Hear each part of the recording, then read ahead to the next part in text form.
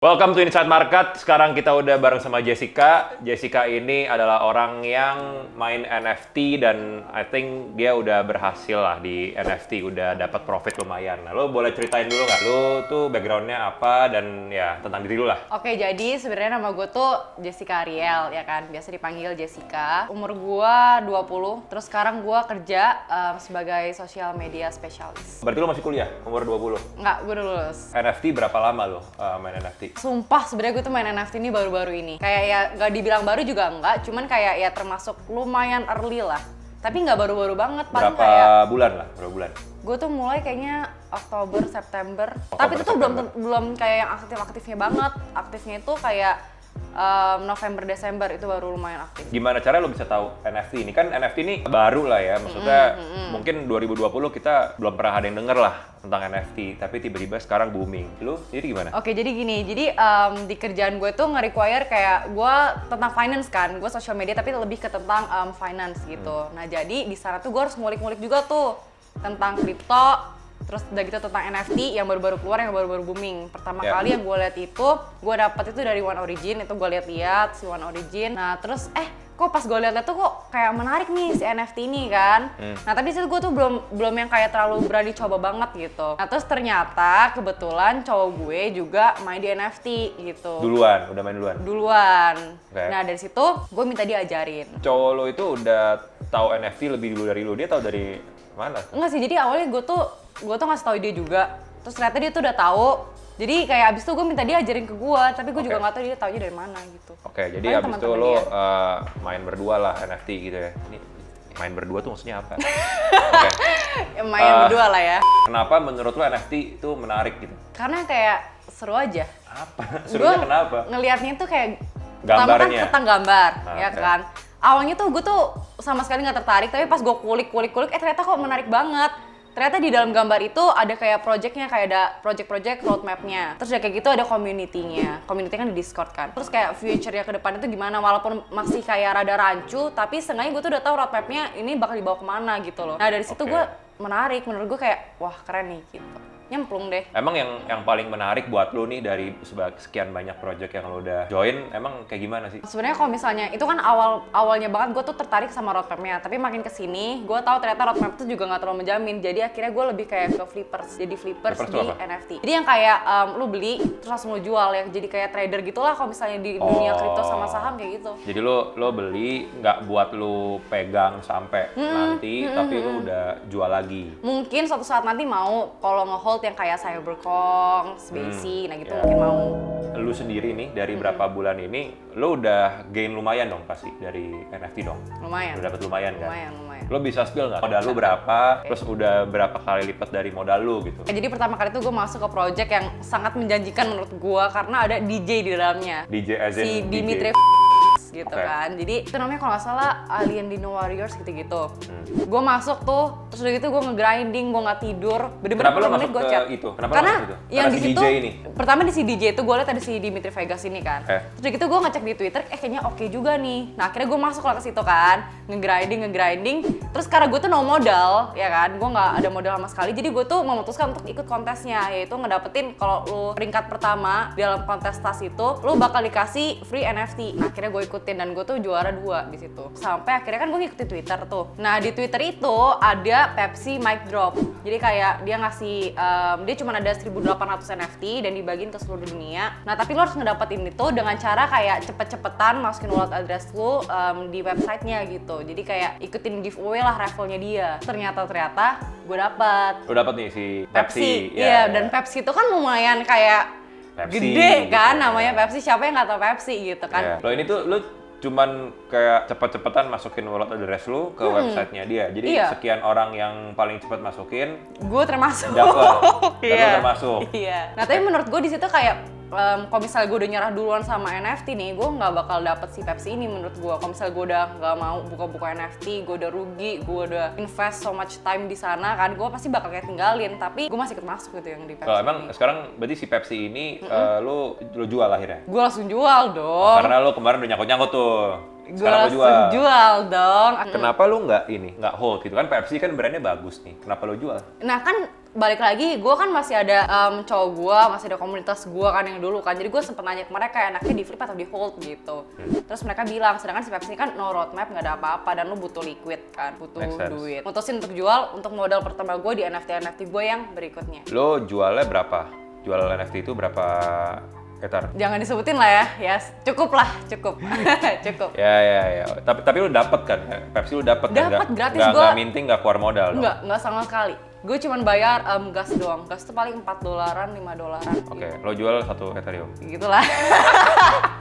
Nah, di sini lo mulai ngerasa, oh ini bisa nih, NFT gue lanjutin deh gitu. Yang kemarin udah capek banget gitu. Iya, di situ gue kayak gue seriusin. Nah, itu baru tuh, itu tuh kayak Desember kan. Nah, di situ gue baru serius sama NFT. Oke, ketika lo serius, terus yang lo lakukan apa? Gue mencari project-project baru yang potensial lagi gitu untuk di depannya. Nyari dari Twitter. Pokoknya NFT itu source-nya itu nggak jauh-jauh dari Twitter sama Discord. Jadinya kalau misalnya lu mau cari project-project itu di Twitter dulu. Gue penasaran, se-hardcore apa grinding itu gitu maksudnya? Kalau ngomongin grinding itu ya, itu balik lagi sebenarnya kayak hoki-hokian juga sih. Lu tuh kenotis sama moderatornya atau enggak, atau mungkin lu jalur ordal, ngerti nggak? Oke. Jalur orang dalam gitu. Maksudnya gimana tuh? Ya kita satu-satu ya, grinding dulu nih, grinding. Kalau dari versi gue ya, gue kalau nge-grinding itu gue biasanya ngirim fan art. Bikin fan art. Bikin Lu fan gambar nih. Iya, mau minta temen gue yang gambar atau gue. Ya pokoknya lo yang kirim lah ya di pokoknya kita situ. contribute lah ke community, ke project itu. Nah terus udah kayak gitu harus nge-engage si community-nya dengan cara ngechat-chatan. Jadi lu ngobrol sama orang-orang di sana. Terus lu udah gitu kan biasanya some project tuh required level berapa, minimum level sama invite level berapa, sama invite orang berapa baru bisa dapetin whitelist gitu kan. Nah tapi kalau misalnya di project yang gue cuman kayak ngechat doang, terus dia handpick sama si moderatornya. Oke. Ya udah akhirnya ya udah kayak gitu, di pick dapetin role yang lu mau, whitelist. Kalau lu ngomong gitu kesannya gampang dong, kayak ya udah gue chatting aja. Enggak guys, gak segampang itu. Makanya maksudnya gimana sih susahnya tuh di mana gitu? Susahnya itu ketika gini, kan project-project itu tuh nggak semuanya itu di Asia doang kan. Pasti kan kayak ada belahan waktu yang lainnya kan. Kayak misalnya yang buat orang US, kan bedanya sama kita waktunya lumayan kan. Di tempat kita pagi dia malam. Nah jadi itu tuh gue harus bangun kayak malam-malam biar gue tuh kenotis sama moderatornya. Gue nggak tidur, gue ikutan eventnya, gue kirim fan art sampai moderatornya tuh notice gue. Karena kan banyak banget tuh ya member-member di sana. Dan yang dipilih tuh kan cuman berapa ribu, kayak ibarat ada 500.000 member, yang dipilih cuma 2.000 orang. 500.000 member? Satu server? Sementara yang bisa dapat whitelistnya 2.000 sampai 5.000. No shit, oke. Ya mungkin ada juga yang 10.000 gitu. Nah terus jadi kalau misalnya lo bisa kenotis kan dengan cara lo nggak pernah tidur, terus lo ada terus di situ kan. Jadi kayak orang-orang kayak modnya juga ngenotis kayak ada dia lagi. Nah kalau misalnya kayak gitu mungkin kemungkinan bisa dipilih sama dia karena dia baru kemungkinan tapi belum tentu dipilih gitu. Makanya menurut gue tuh untuk waktu dipilihnya lo ngedapetin role-nya tuh membutuhkan effort sampai ke notice, invest waktu lu bener-bener kayak kemakan, kayak harusnya lu pulang kerja istirahat, ini lu pulang kerja lagi ibaratnya, ngechat-ngechatan lagi. Dan menurut gue tuh susah gitu. Mungkin kalau misalnya dengar kayak gini sih gampang ya. Kayak kelihatannya kan gampang, makanya ya udah chatting kan orang seneng lah ngobrol chatting gitu. Apa susahnya gitu. Tapi ternyata nggak segampang itu guys. Kayak lu ngantuk, lu harus tetap chat-chatan gitu segala macam. Terus kalau misalnya nih orang-orang tuh misalnya tinggal sisa kayak 5 orang lagi atau 100 spot gitu. Terus kan lu kayak whitelistnya sisa 5. Terus kan lu kan juga kayak anjir gue udah chatan 4.000 masa gue nggak dapet. Terus lu ngechat lagi, lu nambah keras lagi kan ngechatnya kan, kayak nggak mungkin gue harus dapet gitu. Nah di situnya tuh apalagi pas lu tahu kalau lu nggak dapet, wah udah nggak tidur iya udah nggak tidur terus nggak dapet, terus kerjaan juga masih harus ngulik tentang NFT gitu. Wah gitu. Gimana lu bisa bikin community yang enak gitu ya kalau sebenarnya di dalam community itu kan sebenarnya lu lagi lomba kan, sebenarnya kan lu lagi jago-jagoan ngejilat moderator kan sebenarnya dong. Iya. Apakah itu benar-benar bisa jadi satu komunitas yang nyaman gitu maksudnya? Kalau buat gue nggak nyaman sama sekali karena gue tahu orang-orang di sana tuh biasanya kalau dapetin role-nya hilang. Oh gue dapet ya udahlah bye gitu. Iya dia orang nyari project yang lain dan gue pun juga melakukan hal yang sama gitu loh. Jadi gue cuma di project itu bukan untuk kenyamanan gue sih sebenarnya. Iya. Karena kan gue di sini kan bukan yang kayak nge-hold, jadi benar-benar cinta sama komunitasnya enggak, tapi gue tuh lebih kayak ke nge-flip juga kan. Ya lo you're there for the money lah udah iya, gitu. Iya. Bisnis lah udah gitu. Oke. Tadi pagi tuh gue nggak tahu ya, gue udah baca Tapi bener nggak sih? Ethereum tuh lagi hancur banget nih dengar-dengar hari ini. Semuanya nggak sih gara-gara Putin? Gara-gara Vladimir Putin, bener. Ethereum hari ini turun 12,64%. Bitcoin turun 8,57. Iya, gila banget. Aduh. Gimana NFT lo kabarnya? Gini, biasanya kalau misalnya ETH itu turun, NFT tuh bullish, ya kan? Karena murah jadinya. Karena jadinya murah, Barangnya murah. orang-orang jadi pada mau ambil, pada mau beli. Tapi kalau misalnya ETH naik, orang-orang pada mau cash out, pada mau jual NFT-nya biar dapetin ETH kan. Nah tapi kalau misalnya kayak gini, ini kayak new case gitu guys. Jadi kayak Turunnya terlalu parah. iya, ini pun turun kayak Cyberkongs ke harga 6-an, Rupet, Karafuru gitu-gitu. Iyalah, kalau misalnya Ethereum turun, NFT bullish. Tapi kan yang megang NFT jadi berkurang kan, nih iya kan? value-nya kan. When everybody fear, gue juga ikutan takut. When everybody fear, I fear more. Iya. Oke. Tadi kan lu bilang grinding is not easy lah gitu kan. Banyak orang yang bermain di situ. Tapi lu sendiri, lu bisa ingat nggak kira-kira lu masuk ke berapa project? Tingkat keberhasilan lu nih seberapa gitu Sebenarnya kan? kalau buat gue, thank God, gue tuh orangnya termasuk hoki juga ya.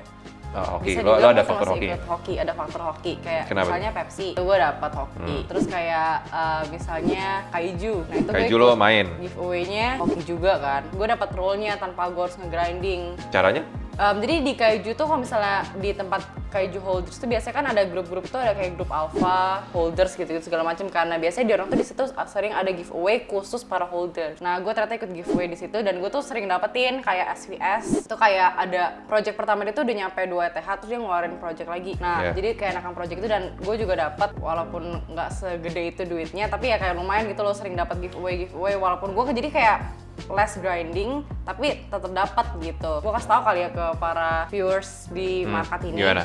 Jadi kalau misalnya lo nge-hold suatu blue chip, misalnya Cyberkongs atau Kaiju atau Karafuru juga bisa. Nah di situ tuh pasti mereka tuh ada room holders gitu kan. Iya, Jadi betul. yang room khusus buat holders gitu. Nah terus udah gitu pas lo pencet di situ tuh bakal ada kayak giveaway-nya, terus kayak ada informasi-informasi buat alpha, sesama holders bisa saling ngechatan, which is kalau misalnya lo orang biasa lo nggak bisa enter room itu gitu. Iya. Dan menurut gue itu tuh bener-bener menguntungkan untuk orang yang hoki gitu ya. Dan gue termasuk mungkin lumayan hoki gitu. Lumayan Kayak hoki gitu. tapi senyumnya lebar banget nih. Kayaknya hokinya gede banget gitu kan. Tapi kan lu nggak bisa hoki all the time kan. Yang lain lu gimana? Kayak PAP gue grinding. PAP Ajar tuh grinding. Prime A Planet gue grinding. Gue tapi lebih sekarang tuh lebih lebih sering ngedigen sebenarnya. Jadi udah kayak Ngedigen nggak tuh apa? grinding lagi sih sebenarnya. Ngedigen tuh apa? Tuh kayak lo follow orang kayak influencer yang lagi kayak beli suatu project gitu ya. Yang emang volumenya tuh lagi naik, volumenya tuh cepet banget. Nah lu ikutan di situ, jadi lu kayak FOMO, lu ikutan tanpa ada research, tanpa apa segala macam, lu ikutan karena berasumsi kedepannya bakal naik harganya gitu. Oke. Nah gue tuh sekarang lebih sering kayak gitu, ngedigen gitu. Berarti ini dong, ngeri juga dong kalau lu nggak research nggak apa. Iya sebenarnya ngeri, tapi kan kalau misalnya ngedigen tuh gue tuh ada batasan.